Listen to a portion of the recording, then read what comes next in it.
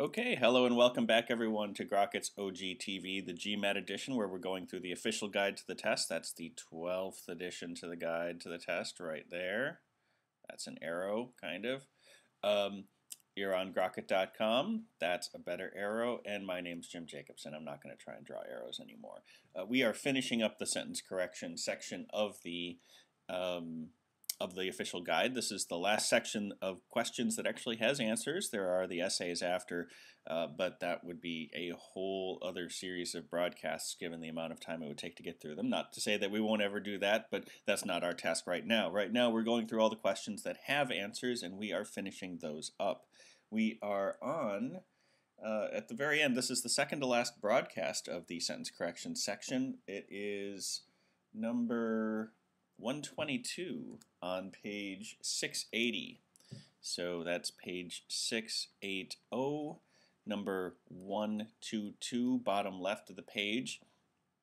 And as usual, you do need to have a copy of that 12th edition to the guide to the test with you, in front of you, if you want to get really much of anything out of these broadcasts other than just hearing the sound of some guy talk to you over the internet. Because while I do read the questions to you, I don't print the answers on the screen or anything like that. So, you know, there's something to be said for being able to get the most out of your time. So, without further ado, let us begin. Let me move my computer over here. A wildlife expert predicts that the reintroduction of the caribou into northern Minnesota would fail if the density of the timber wolf population in that region is more numerous than one wolf for every 39 square miles. As usual, we try to make some predictions about what the answer choices might give us or issues that we might need to face in those answer choices. It gives us quicker recognition of those issues and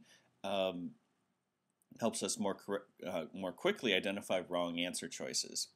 So, the first one is the verb mood, I guess, or tense, depending on what's going on here, with predictions. So there's multiple different types of conditions in English, and they're all expressed a little bit differently. There's two different ways that you can express the future. One is, if this happens, that will happen. So that's kind of the future more vivid. That's the construction where you are saying, if this if it rains today, I will get wet. Or if it keeps snowing, many people will get snowed in and businesses will close. Just to make my sentence a little bit more topical because we're having this terrible winter snowstorm here. So that's the future more vivid. You can actually make things a little bit less vivid in the future. If it should happen, then you could say it would happen. But that indicates that you think it's not likely to be the case. So those are two different types of predictions. Normally, this is the one that you see in English, and the less vivid things are not usually done in the future tense. If it were to rain, I would get wet. That would be another way you could say it. But again, that indicates that you don't think that's actually going to happen. I actually don't think it's going to rain because it's too cold. Anyway, long story for this one, but of course we have this word would at the beginning of our underlined portion. Remember that the word would can be one of two things. It can be this conditional word, and it can also be the past tense of the word will. So, he says he will go to the store. Yesterday he said he would go to the store.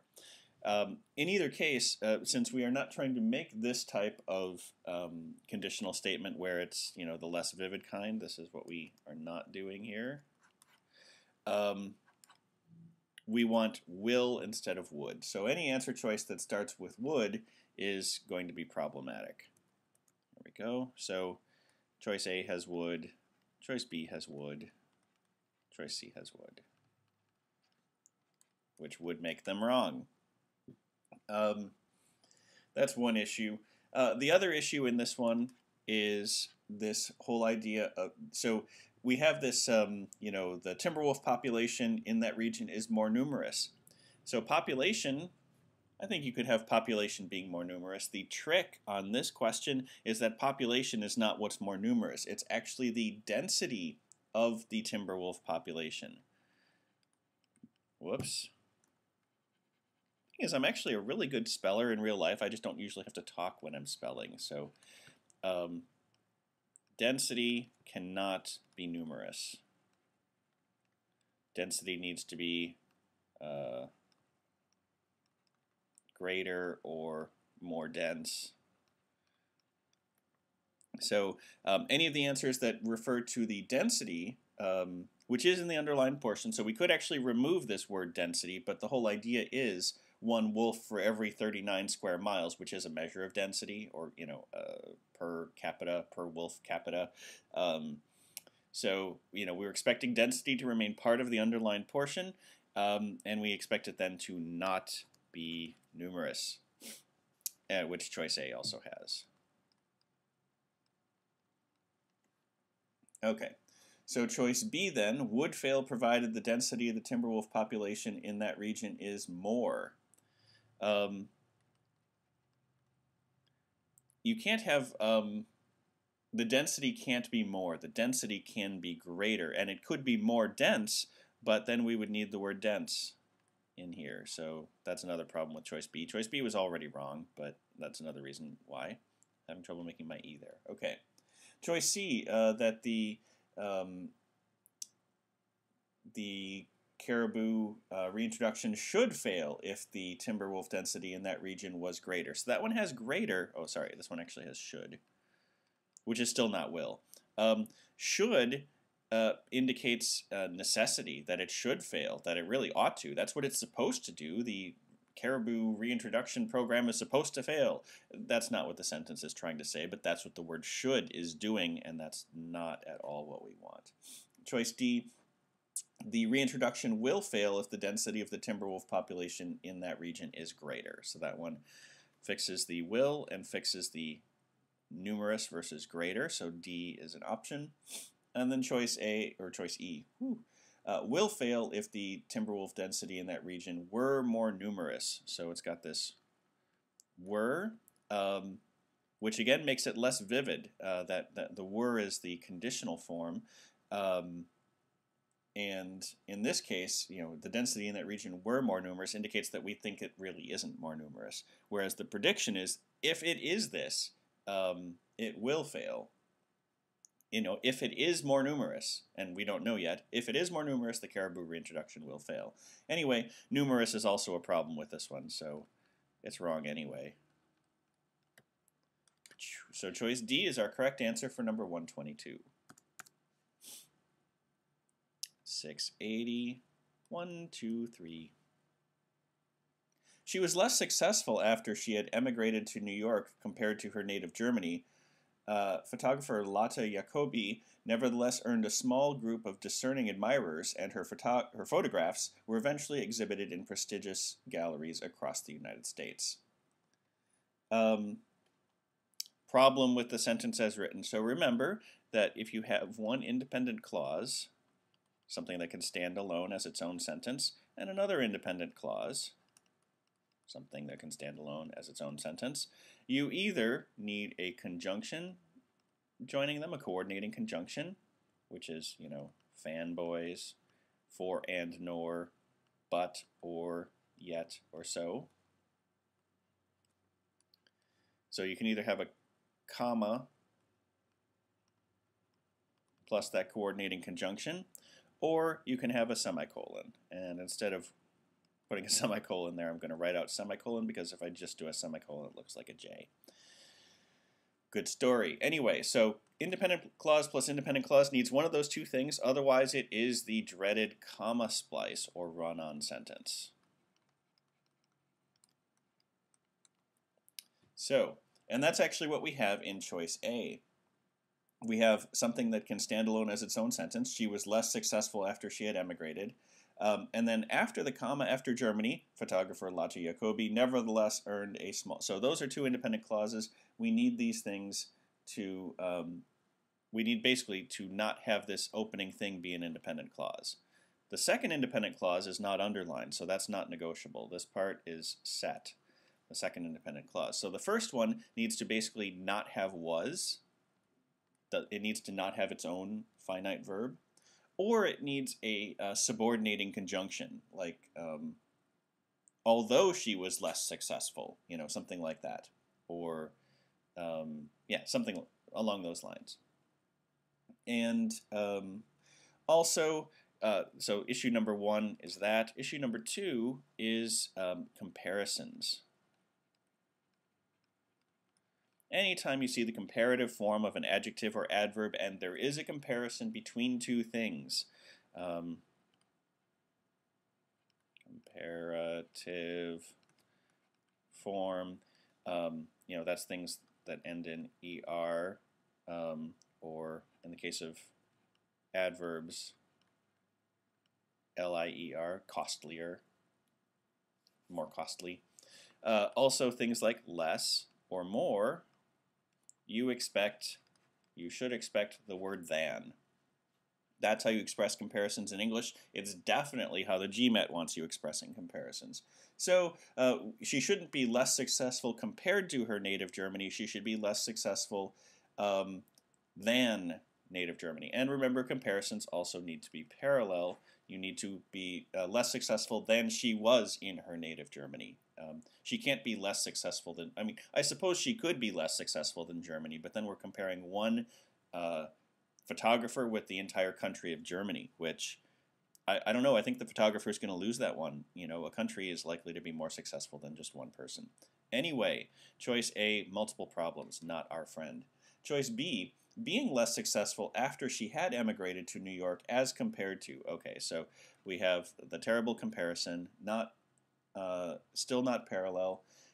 Being less successful, it does make it no longer an independent clause, but again, it's got that word being, which isn't needed. We could just say less successful after she had emigrated. We can just modify her in that way. And had emigrated, the past perfect is not a tense we want to use here.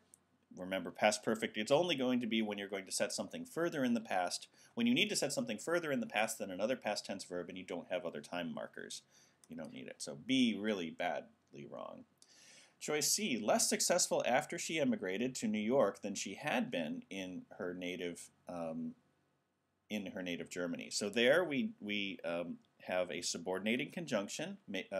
Or no, we don't have a subordinating conjunction. We don't have a conjunction at all, but we also don't have a verb. So the first thing is not an independent clause. Gets rid of our comma splice problem, which is good.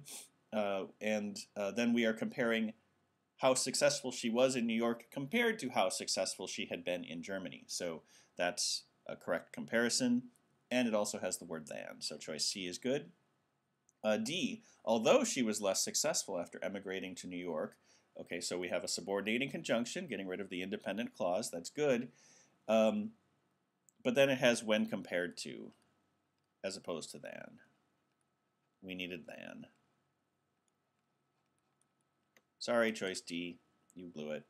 Choice E, she had been less successful. Well, we could actually just stop there. We needed to not have a finite verb in the answer choice in order to get rid of this independent clause here. We needed it to be a subordinate clause.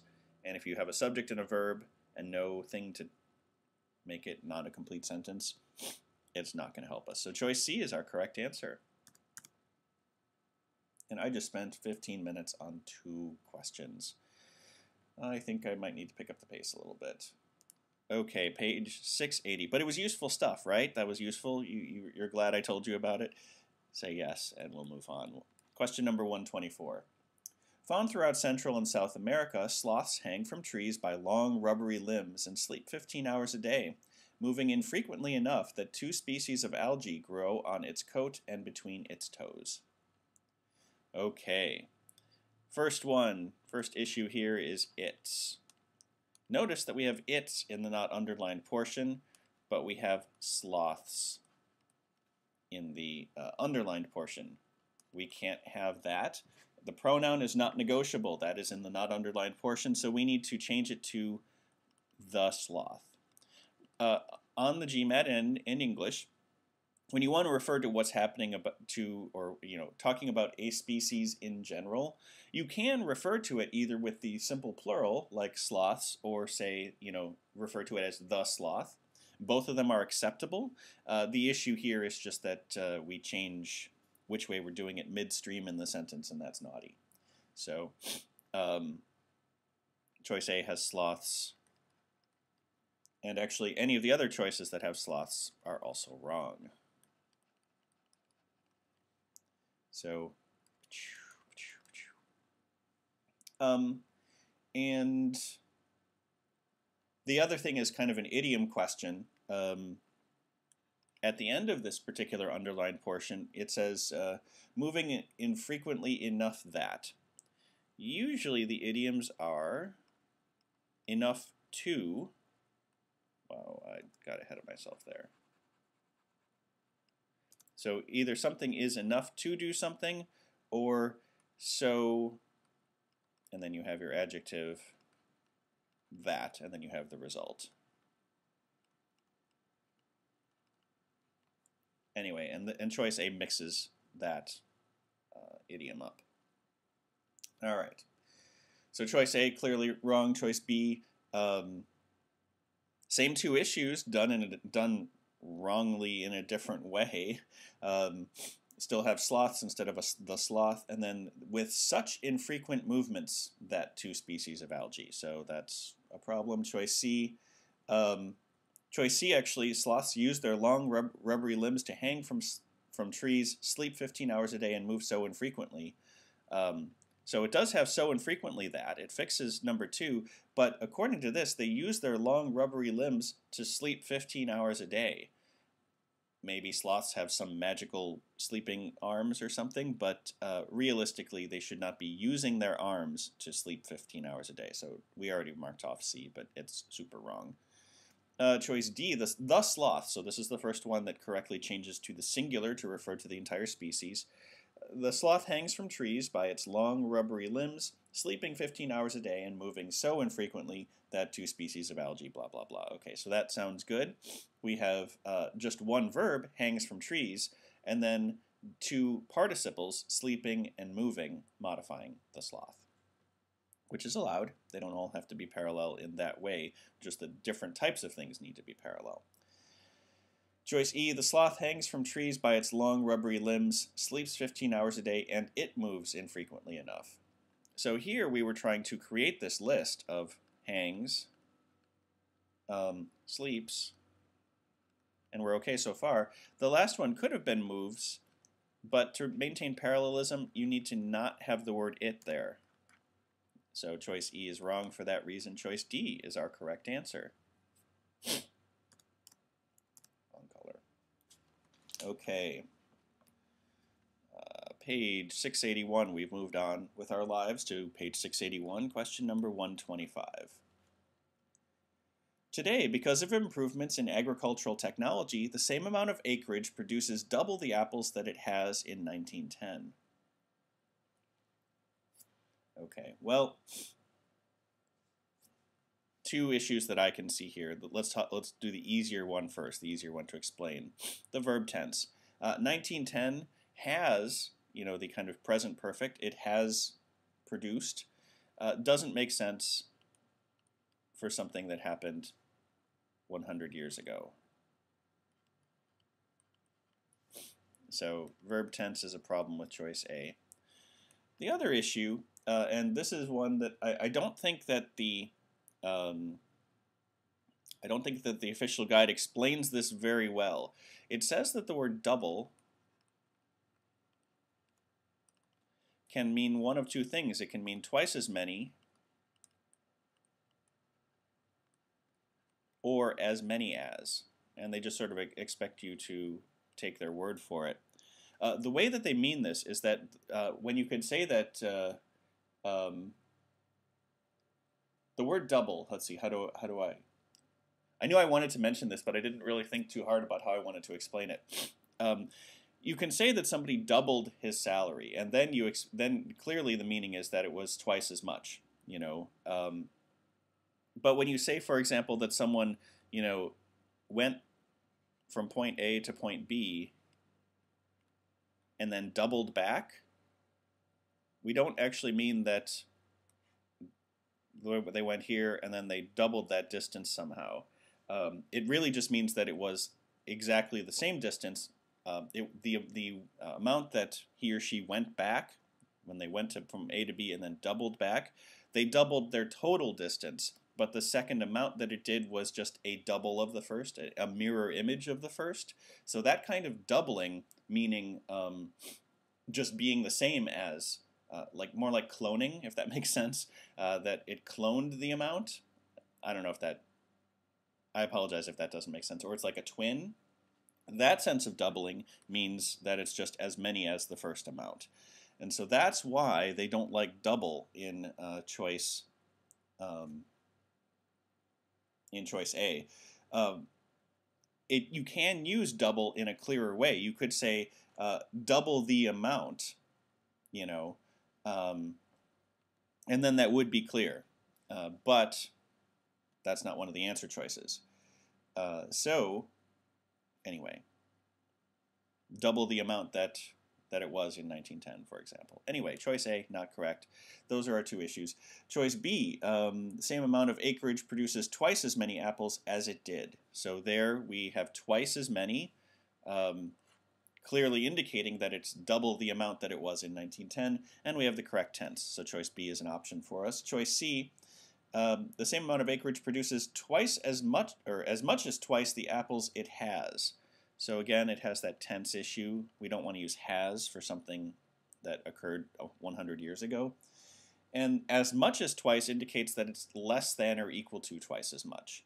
And really what we're trying to say is that it really has plateaued. It has reached the level of producing, of being twice as much as it was in 1910. As much as twice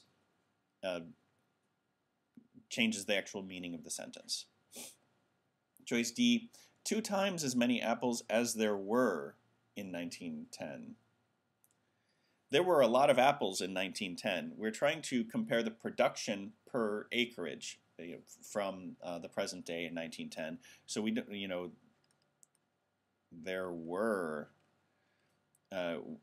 makes choice D completely strange because agricultural technology does not allow us to double the amount of apples that existed in 1910. It's simply double the amount per acre, basically.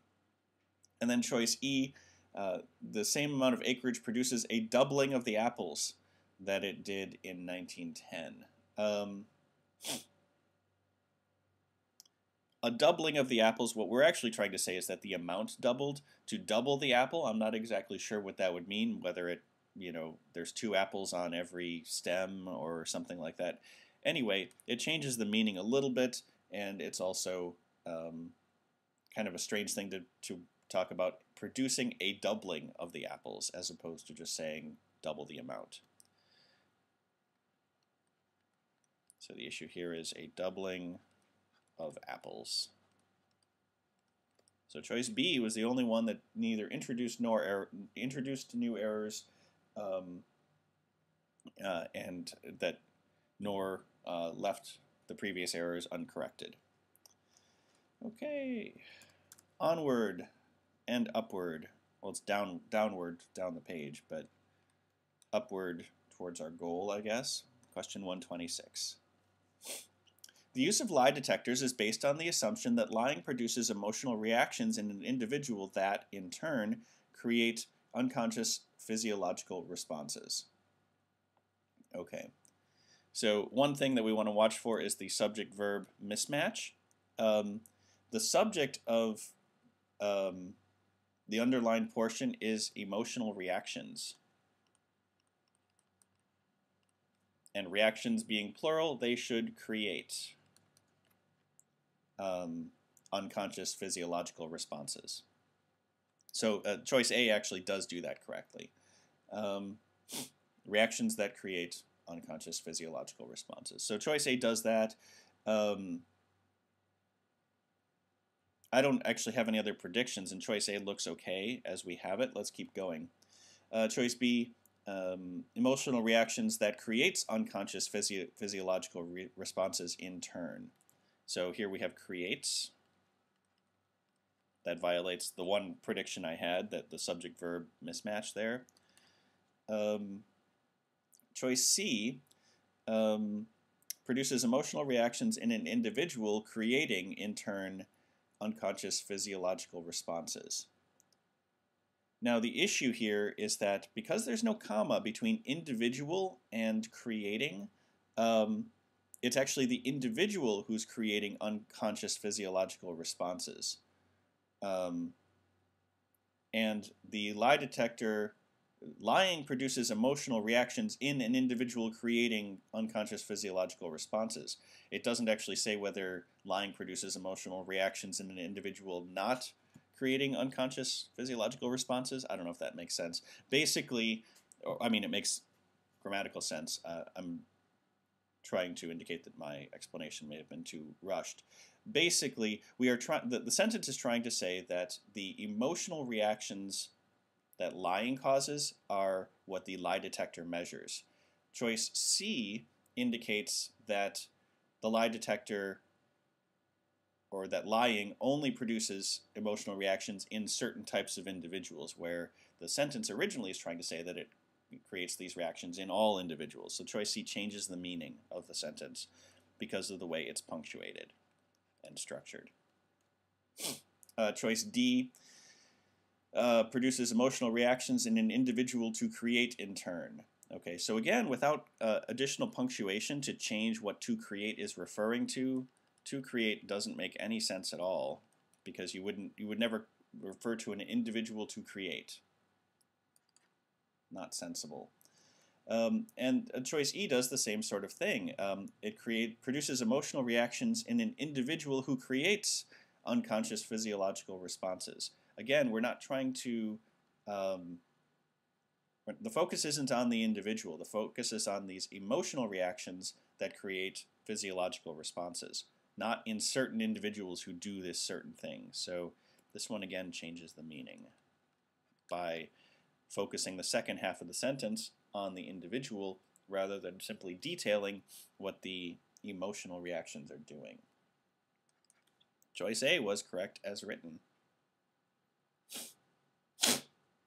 Sorry.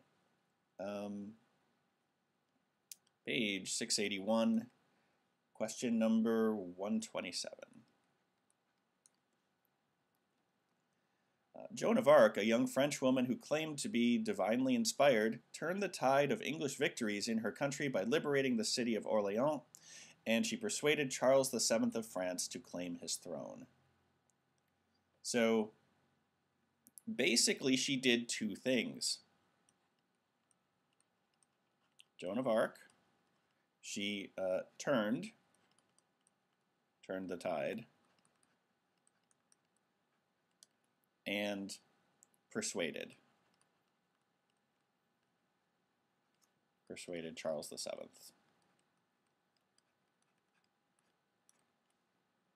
So those two things are parallel. We don't actually need the word "and" before the second, we do need the word "and." We don't need the word "she" before the second one. We can just say she turned the tide and persuaded.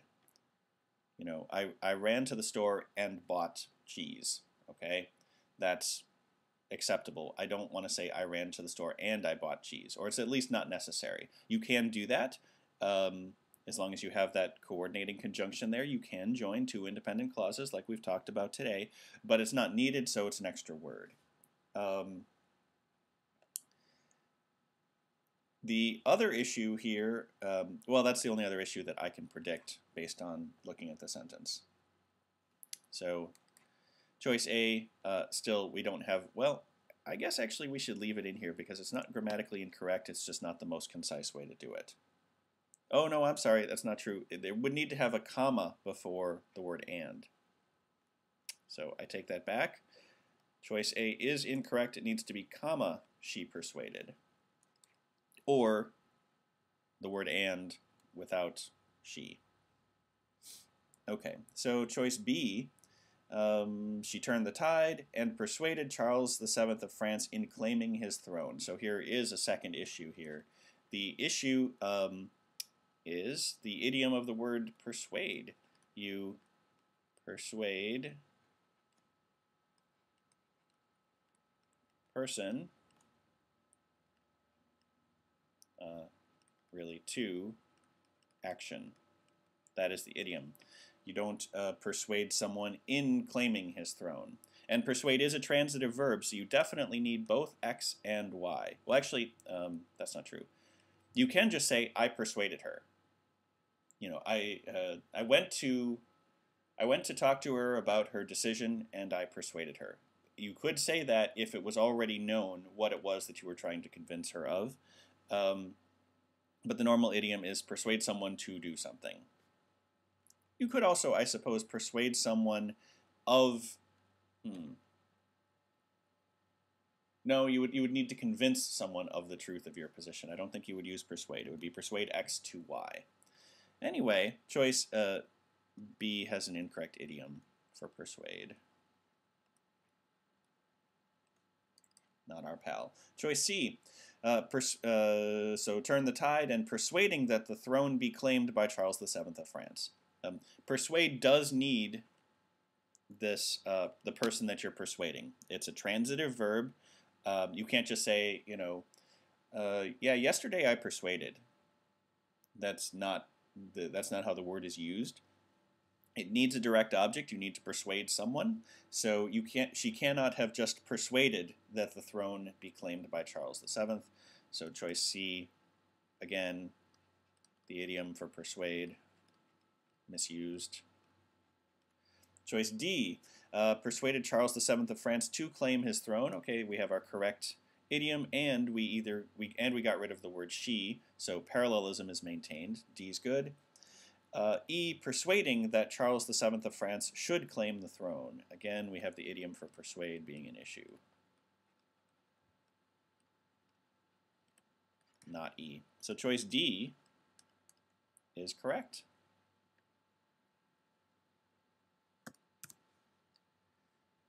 Page 681, number 128. Australian embryologists have found evidence that suggests that the elephant is descended from an aquatic animal and its trunk originally evolving as a kind of snorkel. Okay. So, several issues. One is parallelism. This is my symbol for parallelism. I know it looks kind of like a pig's snout or something, but it's supposed to be two parallel lines. I guess I should have explained that earlier in the broadcast. The elephant has two things said of it. It is descended and its trunk evolved. So, elephant descended, its trunk evolved. Choice A does not have this parallelism. It has elephant is descended and its trunk evolving. So, not parallel. Another one here. Australian embryologists have found evidence that suggests that the elephant. That's too many that's. So there's a problem there.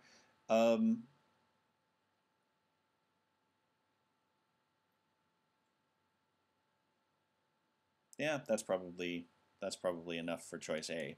And those are the predictions I have. The that's actually, I just need to be clear, those are not grammatically incorrect, it's just wordy. And the more that's you introduce into a sentence, the more the reader has to track which that is, the reference of the various that. What is this that referring to? What is that referring to? And while many people can do it pretty well unconsciously, it is adding an extra layer of work for your reader, and extra work increases the likelihood that your reader will misunderstand what you're saying. The GMAT is trying to get at that idea by encouraging you to write as clearly as possible to reduce the amount of misunderstandings in your writing. That's why they do this. Okay. Anyway, choice B.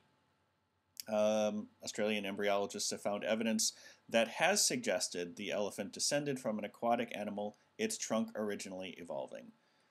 We don't have parallelism.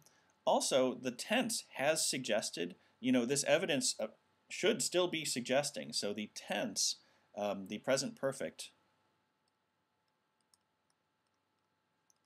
tense is not needed because it suggests a continued action, a past tense action that has gone either right up to right before now or up to the present, but it is completed.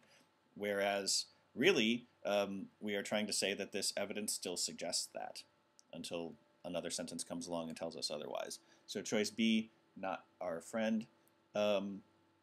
Australian embryologists have found evidence, this is choice C, have found evidence suggesting that the elephant had descended from an aquatic animal with its trunk originally evolved. Oh dear. So, yeah, had descended. We don't actually need to have the past perfect tense here. That's out of place. Also, the with its trunk.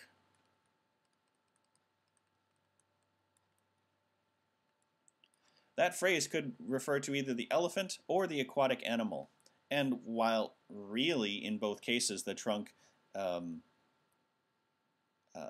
would have evolved for both the original aquatic animal and for the elephant, grammatically you're not supposed to do that. You're not supposed to have things that refer ambiguously to more than one thing in the subject or more than one thing in the sentence. Remember, the GMAT doesn't really like with, in these contexts where you're just trying to describe attendant circumstances, because it can be vague what with is going with. Choice C, not cool. Evidence to suggest, this is choice D, evidence to suggest that the elephant had descended from an aquatic animal and its trunk originally evolved. Again, we have had descended,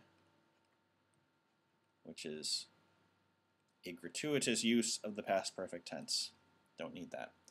And lastly, and so choice E, of course, it's going to be the right answer, but let's look at it. Found evidence to suggest that the elephant is descended from an aquatic animal and that its trunk originally evolved. So we have two perfect tenses, or two past, elephant is descended and its trunk evolved. They're both finite verbs as opposed to something like descending or evolving, which is a participle rather than a verb. So yeah, and then evidence to suggest. It could have also been evidence suggesting that the elephant is descended and that, it's not that to suggest is automatically the way that it had to have been, but in this case it's the only one, it's the only answer that is correct overall. Choice E, correct tenses, finite verbs that are parallel, and correct modification. So we can move on to, we're not actually moving on pages, we're just moving on questions. Question number 129. Cajuns speak a dialect brought to southern Louisiana by the 4,000 Acadians, I almost said it, that the word Cajun comes from Acadian, anyway. So Cajuns speak a dialect brought to southern Louisiana by the 4,000 Acadians who migrated there in 1755.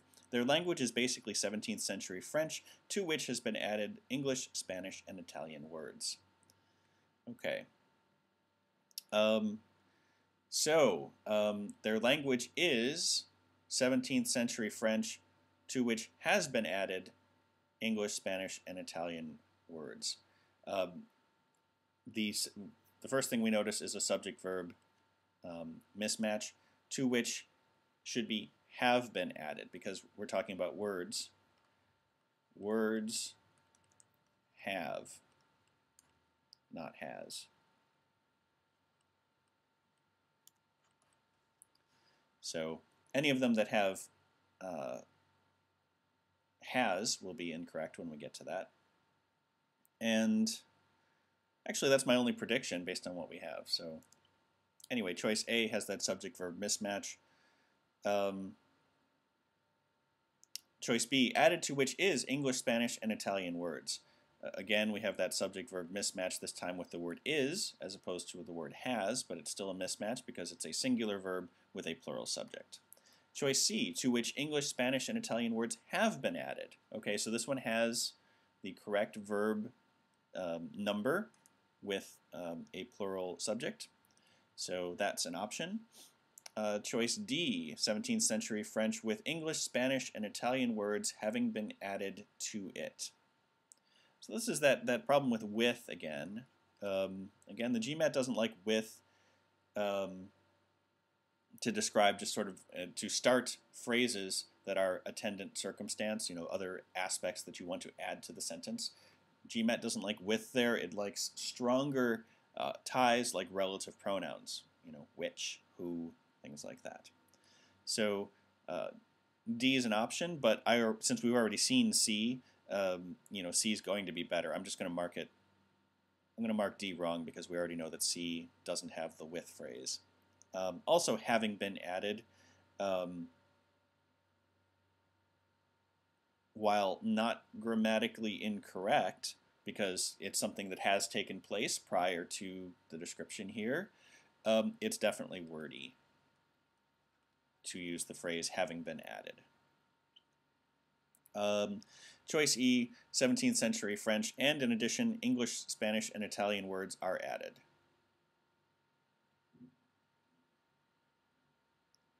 Yeah, choice E is really unclear.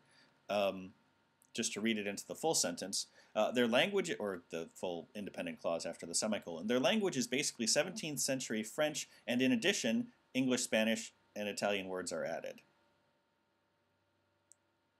Yeah, I mean, it's not actually even clear that their language is this, and in addition, these other words are added. Added to what? Context tells us that these words are added to their language, but that's not what it says in the sentence. That's not there grammatically, so choice E is a little bit of a mess. Choice C was the clearest one that tied, using a relative pronoun, tied the addition of these words to 17th century French. Okay, last one on page 681. And I think, isn't the next pair of pages, after we turn the page, is actually the final pair of pages you'll be looking at with sentence correction. So let's do number 130. One view of the economy contends that a large drop in oil prices should eventually lead to lowering interest rates, as well as lowering fears about inflation, a rally in stocks and bonds, and a weakening of the dollar. Okay, so we have the first issue is one of, well, one is an issue of parallelism. So a drop should lead to a lowering rather than just lowering, because we also have a rally and a weakening. And this A is what's missing from answer choice A, so that makes it wrong. It's not parallel. Yeah, that's probably enough to say about that one. That's my big prediction. Let's see what else the other answer choices give us. Choice B should eventually lead to a lowering of interest rates and of fears about inflation. Okay, so this is something I didn't predict. We have a lowering of interest rates, but it also collapses those two lowerings, the lowering of interest rates and the lowering of fears. Oh, I left out the other lowering here. Of fears. Because there's two lowerings, it condensed the two of them into a single compound lowering. A lowering of interest rates and of fears about inflation. If you are super concerned about concision, the way the GMAT is, you can totally do that. I don't think most readers in real English would actually object to the repetition of the word lowering. A lowering of interest rates, a lowering of fears, a rally, and a weakening. However, this is the GMAT where concision is key. The GMAT loves concision almost, no, maybe even more than it loves parallelism. Wow, it might have a tough time deciding which one to marry. But choice B definitely fixes some stuff for us. Let's check it out. The remaining answer choices here. Eventually lead to a lowering of interest rates along with fears about inflation. So this one's a little bit confusing. Number one, it's not parallel. The along with fears about inflation is a little bit unclear, because in theory it could even lead to fears about inflation. Now it should be, because we wouldn't have a fears, you wouldn't have the indefinite article in front of it because it's not singular. You could say leading to some fears, but anyway, we don't really want to even imply that it's leading to fears because it's supposed to be leading to a lowering of fears. C doesn't do it for us. Choice D does the same thing, actually, except it's further not parallel because it doesn't have a lowering of interest rates, and then it still has that along with fears about inflation. So that's the same thing. Choice E should eventually lead to interest rates and fears about inflation being lowered with a rally in stocks and bonds and a weakening. Supremely not parallel and really awkward. Fears about inflation being lowered. Yeah, that's really awkward. Nobody should write like that. So choice B actually fixes all of our issues, is parallel, and actually collapses those two lowerings into a single phrase, which is even more concise. All right, second to last question for the second to last broadcast on sentence correction. Page 682. These are the final two pages. You're looking at the last of the sentence correction right now if you have a book in front of you. Question number 131. Over 75% of the energy produced in France derives from nuclear power, while in Germany it is just over 33%. Okay, so really the first issue here is this it. In Germany, it is just over 33%. While the math actually doesn't work out, that first sentence actually sounds like, so 75% of the energy produced in France derives from nuclear power. It also sounds like, while in Germany it is over 33%, it could actually be the energy produced in France that is just over 33% in Germany. Again, that adds up to over 100%, which doesn't make sense, but grammatically it is ambiguous. It could be the energy produced in France, it could be nuclear power. Ambiguity is bad on the GMAT. Okay, so choice B, 75% of the energy produced in France derives from nuclear power compared to Germany, which just uses over 33%. So this is a wrong comparison. This is comparing energy to Germany. And that makes even less sense comparing one person to Germany as we had in an earlier sentence. So definitely not helpful. Choice C, 75% derives from nuclear power, whereas nuclear power accounts for just over 33% of the energy produced in Germany. So many more words in choice C, and if you were guessing, you might not have chosen this one because it is the most wordy, and very often the wordy answer is the incorrect one. In this particular case, though, it makes all the relationships as clear as they actually need to be. So choice C is clear, but has more words. Let's see if there is a more concise version in the answer choices. Choice D, whereas just over 33% of the energy comes from nuclear power in Germany. So this is another one where it sounds like, so we start off talking about the energy produced in France, but then 33% of the energy comes from nuclear power in Germany. So it sounds like 33% of the energy produced in France comes from nuclear power in Germany, which logically doesn't make sense, but grammatically is ambiguous in choice D. So it's, ambiguous. And then choice E, 75% of the energy derives from nuclear power compared with the energy from nuclear power in Germany, where it is just over 33%. And again, we have a problem with it. It could be the energy from nuclear power in Germany. It could be the energy in France. It could be nuclear power. It is a problem when you have multiple reference that to which it could refer. Anyway, choice C, even though it has a lot more words in it than some of these other answer choices, it makes everything as clear as it can be. Right, so on to the last one, page 682, question 132. Although the term psychopath is popularly applied to an especially brutal criminal In psychology, it is someone who is apparently incapable of feeling compassion or the pangs of conscience. So, um, so there's two parts of the sentence. Although term is applied, and that's the part that's not underlined, in spell psych right. In psych, so the subject of both of these is the word term. The term is applied, popularly one way, but in psychology it, and then the terminology, and then that's where our sentence gets underlined. So then the sentence as written, in psychology, the term is someone who is apparently incapable. A term cannot equal a person. It can refer to a person or label a person, but it can't be a person, at least not in some, unless we're in some imaginary world where we're personifying everything. So a term is not a person, okay?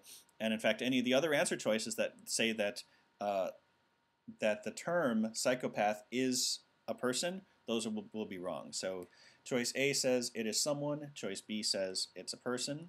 Same issue. Choice C, they are people. So choice C has two things wrong. A term is singular. It can't equal they. Nor can it equal a person. Choice D, it refers to someone who is apparently incapable of feeling compassion. That's an option. Choice E, it is in reference to people apparently incapable of feeling compassion. So there we have the term referring to people rather than actually being people, which makes a lot more sense. Then we just have to choose between D and E.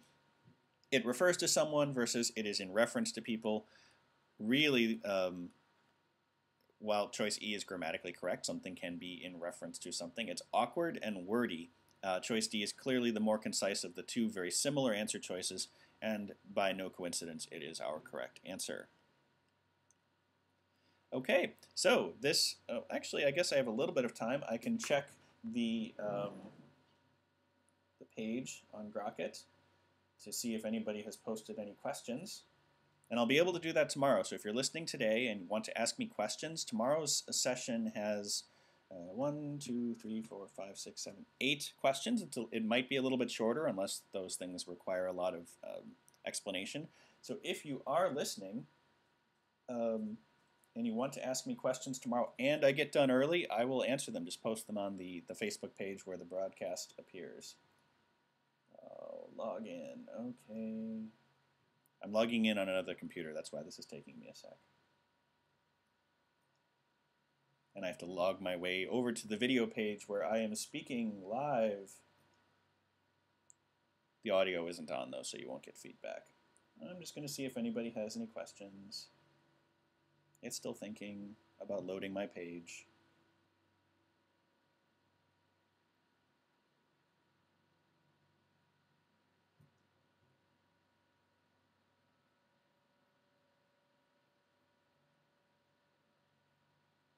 Okay. Nope, no recent comments. Okay, so I'll just end the broadcast here. Thanks for joining us. You've been watching Grockit.com. My name's Jim Jacobson. That's my picture, even though it's kind of small. We're going through the 12th edition of the guide, and next time we will finish it up. We will pick up with question number 133 on page 682, and we will do those last 8 questions. Have whatever questions you want handy. I can't guarantee I'll be able to answer it if it's too big a topic. Like if you ask me why is there air, that might be too much for me. But if you want me to explain something, I may as well, since I might have time. Anyway, hope to see you next time.